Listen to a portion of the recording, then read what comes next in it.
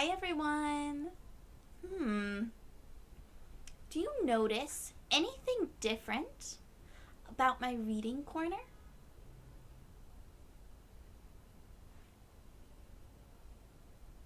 There's something orange. What is this? Malia, why do you have a bunch of pumpkins in your reading corner? That's very silly. It's not fall yet. Autumn has not started. Well, friends, pumpkins make me so happy. Pumpkins are one of my favorite things to look at. They're one of my favorite plants. And right now, school is starting. Some friends have already started school. Some friends are just starting school on Monday. And other friends are starting school later on in September. For me, one of my favorite things to do before school starts or right when school starts, I buy pumpkins. Because school starts in September. And September is when the seasons change from sunshiny summer into leaves falling fall. Leaves falling fall. And one of my favorite things about fall or autumn is pumpkins. So I put out some pumpkins to celebrate either the start or beginning of school and fall. I thought today we could read a story about a very, very special student. Would you like to know who? You would? Me too. First, we have to grab our bananas? Pumpkins? Oh, strawberries. Our comfy pillows. Grab your comfy pillows and let's get started on story time. Today's story is very, very special. It is called The Oldest Student. How Mary Walker Learned to Read. Let's get started.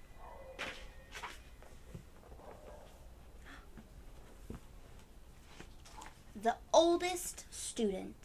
How Mary Walker, I'm going to scoot over. How Mary Walker Learned to Read. Whenever young Mary Walker was tired, she would shield her eyes from the sun and watch the swallow-tailed kites dip and soar above the trees. That must be what it's like to be free, she thought.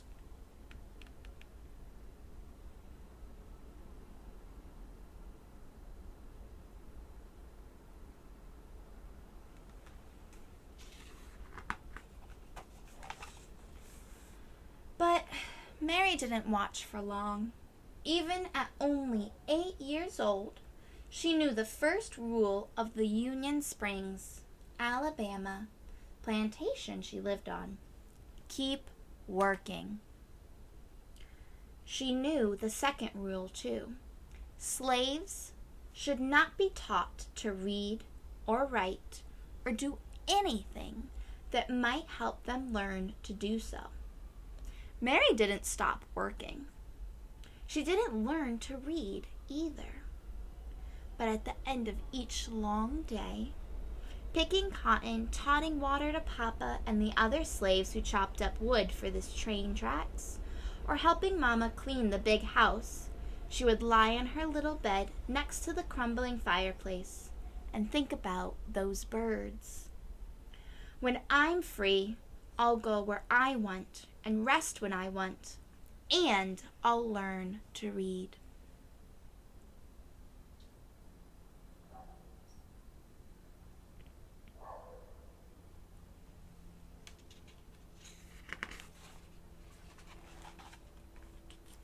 When she was 15, it happened. Mary and her mother and brothers and sisters were free. The Emancipation Proclamation said so.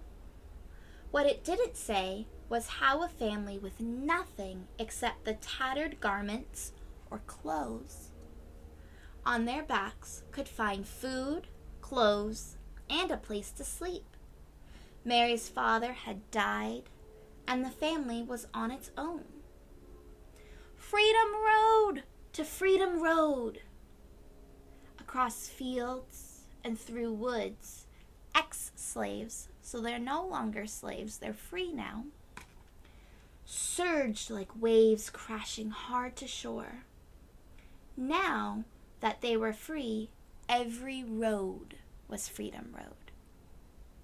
Many headed north and west and every which way, searching for long-lost family members or simply experiencing the wonder of being free.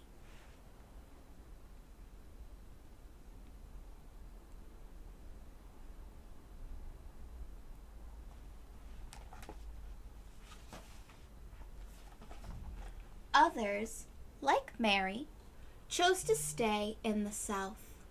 An organization called the Freedmen's Bureau helped those who stayed to find shelter on abandoned, so no one's there anymore, Confederate land.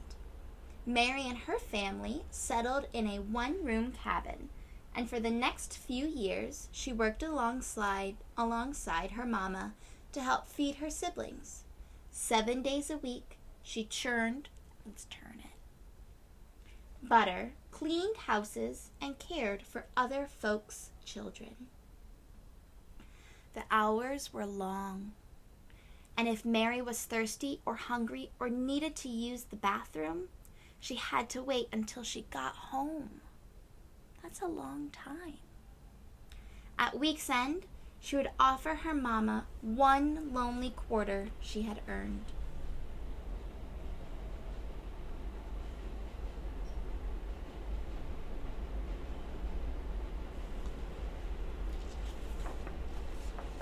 One day, Mary met a group of evangelists on the roadside. A woman with soft wrinkles in her kindly face placed a big, beautiful Bible in Mary's hands and told her, "Your civil rights are in these pages," of this book that she's going to read. But Mary didn't know what civil rights were. She only knew that the top to bottom, front to back, that book was filled with words. That's all she knew. "I'm going to learn to read those words," she vowed. But not today. Today, there was work to be done.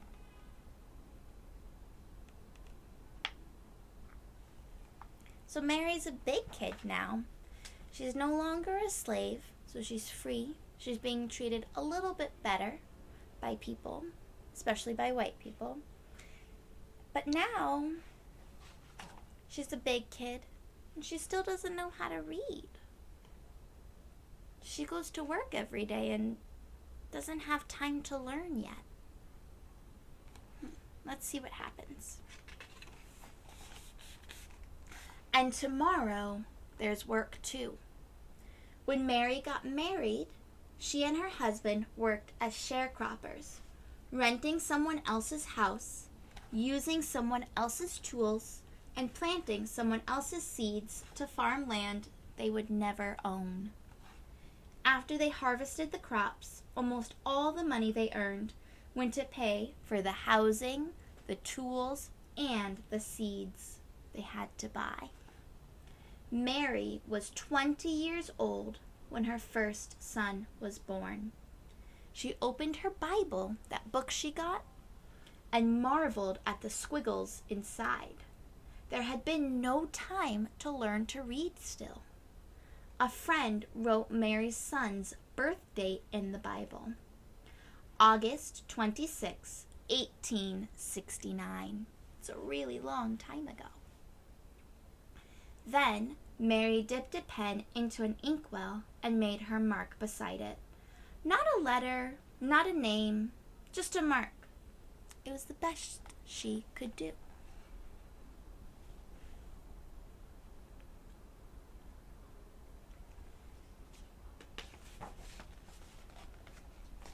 One day, Mary's husband died. She married again, and a second son was born. Then a third. Mary had marks for these sons too. Now she had 3 growing boys. More money, that's what we need, she thought. But the only other jobs available to black women were as maids or nannies or cooks. The hours were long, with only half a day off on Saturday. So not a lot of time to be with her family at home. And, like sharecropping, they didn't pay very much. Mary sighed. Words would have to wait. Still has no time to learn how to read or write. For the next 4 decades, that's 10 years times 4.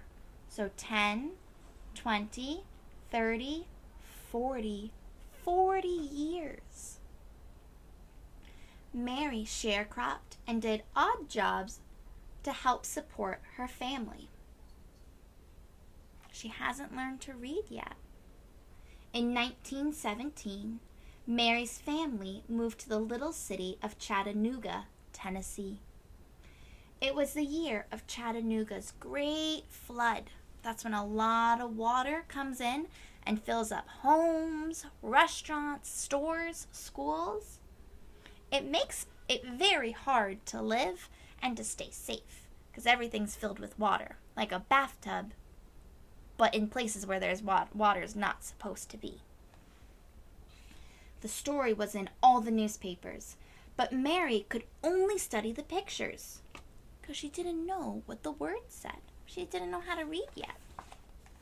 By now, Mary was 68 and too old to sharecrop, but she continued to work. She was cooking, cleaning, and babysitting. She also fried fish, baked cake, and sold sandwiches to raise money for the church. On Sundays, she would sit in the congregation as the preacher spoke. She would clutch her family Bible. The Bible she still couldn't read. Mary was well past 90.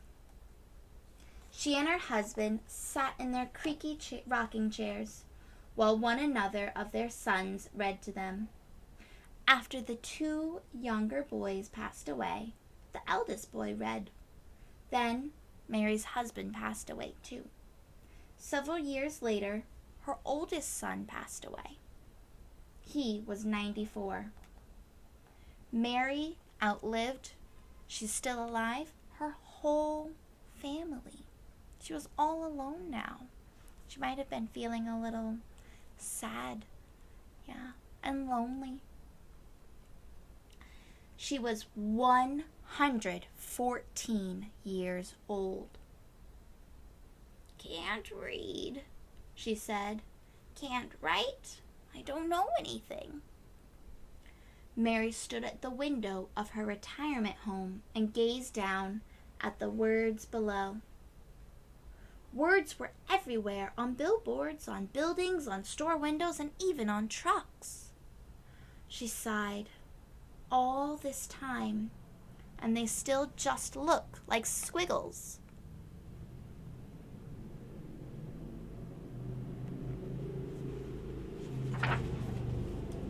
Mary had heard about a new reading class in her building. She pursed her lips. No more waiting. She decided, time to learn.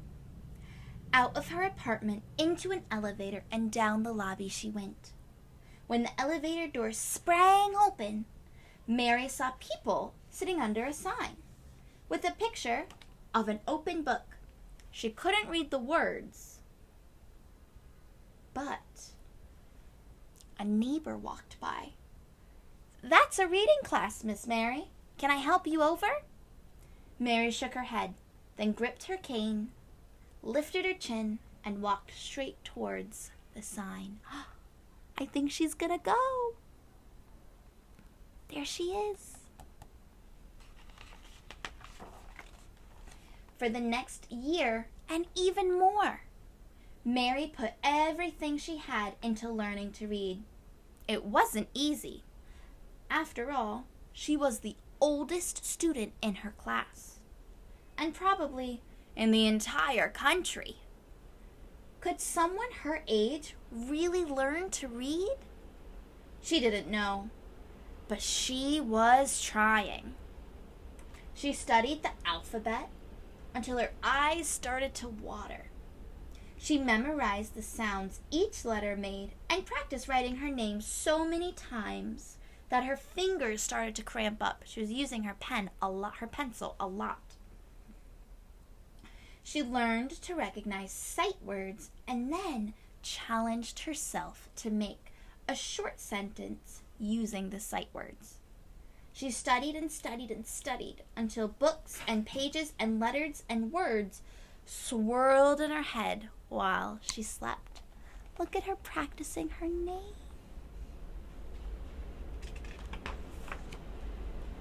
One fine day, Mary's hard work paid off. She could read! She did it!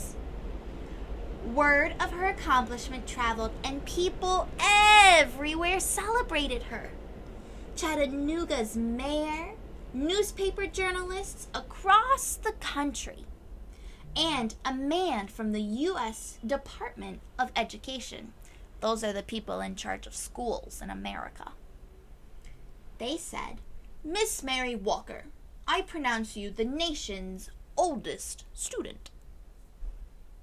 All shared her joy. She's eating a cake to celebrate.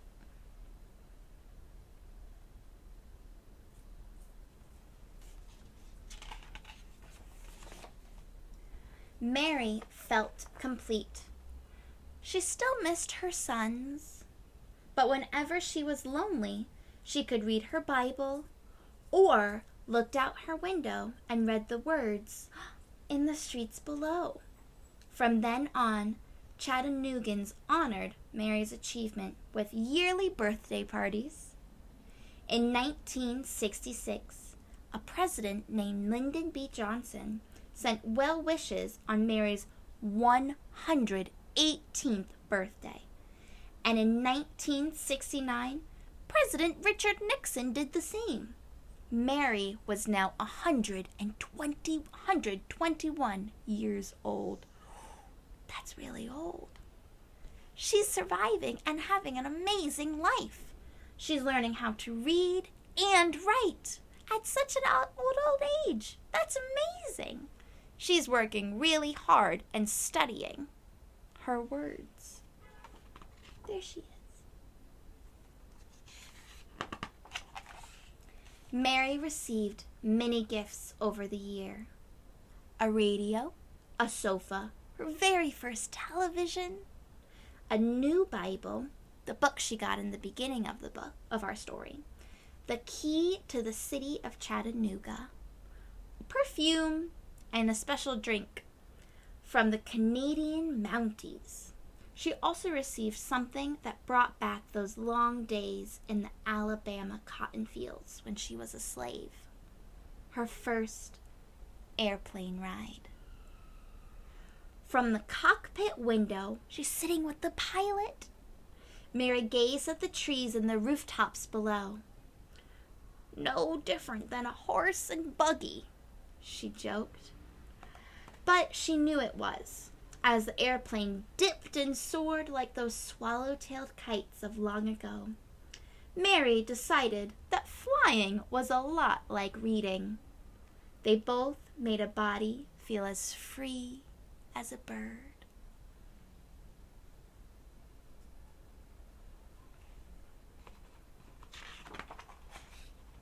Each year before her birthday celebration came to an end, someone would whisper, "Let's listen to Miss Mary."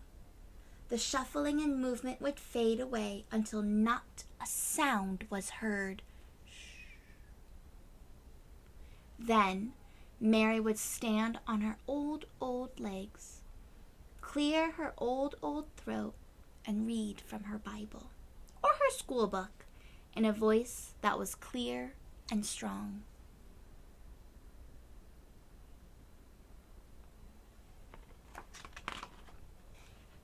When she finished, she would gently close her book and say, "You're never too old to learn." The end.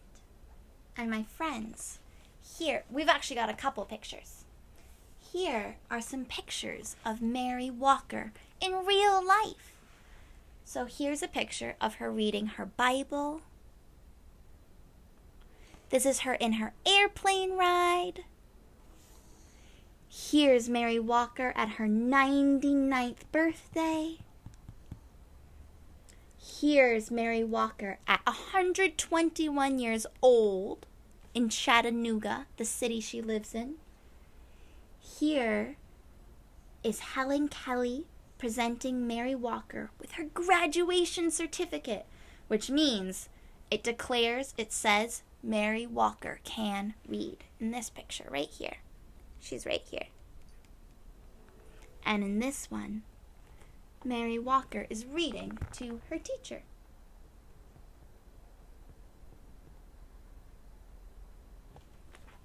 And in the back, it's the same pictures.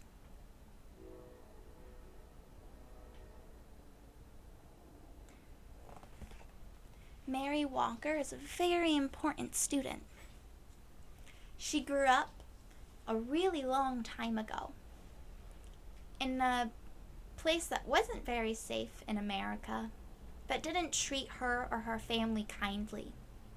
She wasn't free. She wasn't allowed. It was a rule that said you cannot read, you cannot write, you cannot go to school.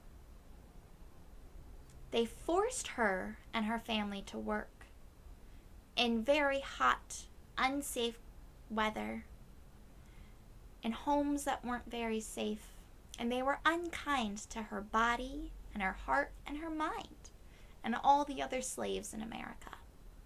They were not treated kindly or equally. Mary Walker stayed alive and grew up, and it took a really long time for her to be able to learn how to read and write and to feel free. Because even though she was freed at 15 years old, it took a long time for her to feel that. But when she was in her airplane, and when she learned how to read all those squiggly lines that started to turn into words and letters, she started to feel free. And her message, a very important message, that I think we should tell every single person we meet. Mary Walker's message to all of us is you are never too old to learn something. Okay, friends, I loved reading with you, and I love to hear what you learn at school this year, just like Mary Walker did. She learned to read and write. When you start your school year, remember, or when you go back to school, whether it's at home, or sometimes at home, sometimes at school, or if it's outside, remember that we're all learning new things now, and it's okay. Sometimes we might not know all the answers, and that's okay too. But if we stick together and we persevere, we keep going, just like Mary Walker, we'll feel free and we'll feel like we are learning together. Okay. I'll see you all next time. Bye, everyone.